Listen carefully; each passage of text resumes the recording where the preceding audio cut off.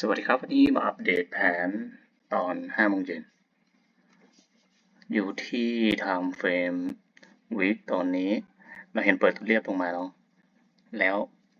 ตรงนี้มันทำลายแท่งนี้ได้ดูข้างในก็คือจะมีโซน day ที่เรารองรับอยู่ถ้าหลุดลงมาได้ก็จะมีโซนข้างล่างอีก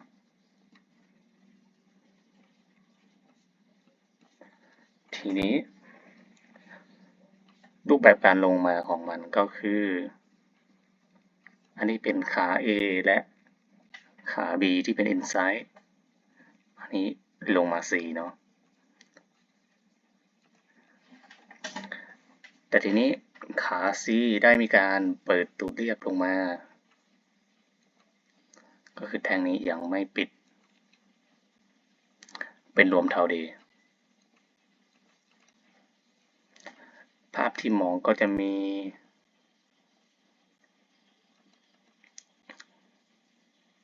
นี่คือภาพหนึ่ง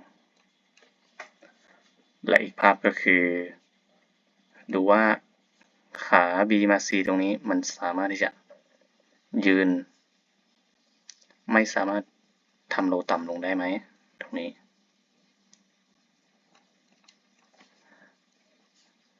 โอเคทีนี้เนี่ยพอเราดูในเดย์ถ้าหากว่าแท่งนี้มันลงมา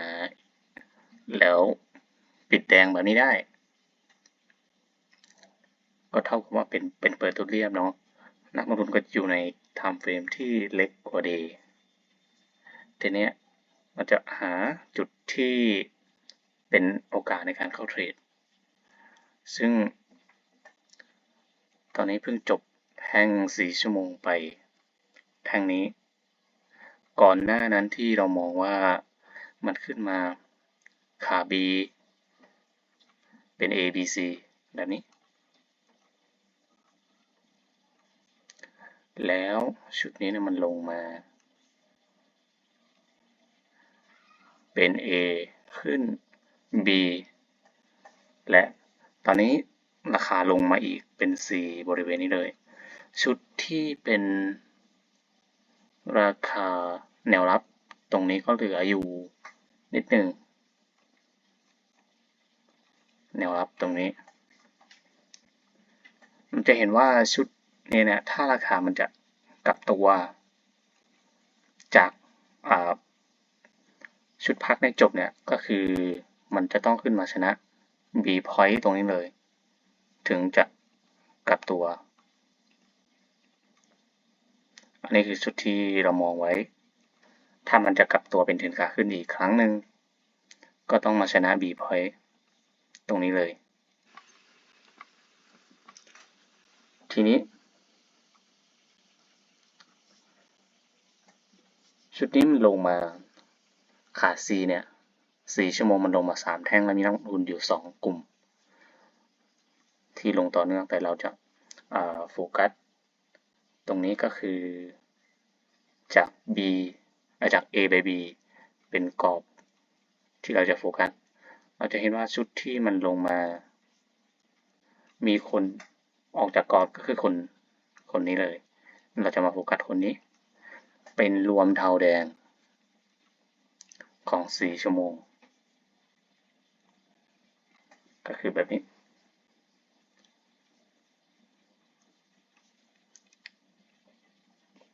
เดี๋ยวเราจะดูว่าชุดนี้นะมันจะสามารถกลับตัวตรงนี้ได้เลยหรือมันจะลงมาอีกถ้ามันลงมาอีก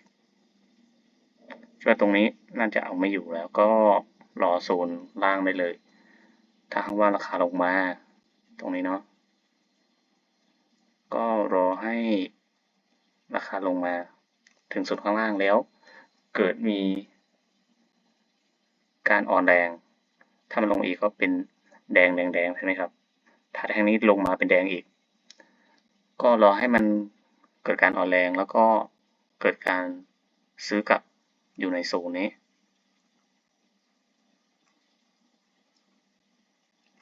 แล้วค่อยหาจังหวะที่จะย่อเพื่อที่จะบ่ายขึ้นอันนี้คือมุมแรกที่ราคามันลงมา แต่ทีนี้เนี่ยมาดูชุดนี้ว่าราคามันจะเป็นยังไง โดยการที่มันลงมาเป็นรวมเทาเรามาดูคนนี้ถ้าว่าคนนี้เนี่ยมันไม่เอ่อเรียกว่าไม่คอนเฟิร์มเรียกว่าหักหลังถ้าแท่งนี้มันสามารถที่จะปิดเขียวได้อาจจะปิดเป็นอินไซด์บาร์หรือถ้าจะให้ดีปิดชนะเสียบไส้ก็ได้หรือปิดเนื้อก็ได้ทางนี้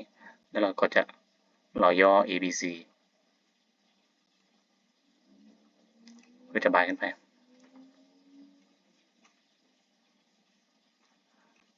อันนี้คือมุมมองที่สองยังไงก็มองหน้าบายเพราะว่าชุดพักนั้นมันลงมาอันนี้คือระยะถึงของมันแล้วเนาะโซนที่เราก็จะมีโซนนี้ถ้าโซนนี้เนี่ยเราให้มีแท่งหักหลังรวมเทาตรงนี้ก่อนแต่ถ้ามันลงมาอีกต่อเนื่องลงมาข้างล่างก็รอให้มันเกิดการอ่อนแรงเกิดรวมเทาแดงแล้วก็เกิดแท่งหักหลังแท่งหลังอาจจะเป็นแท่งอินไซด์บาร์หรือจะเป็นรวมเทาเขียวก็ได้แล้วค่อยหาจังหวะที่จะบายอันนี้คือ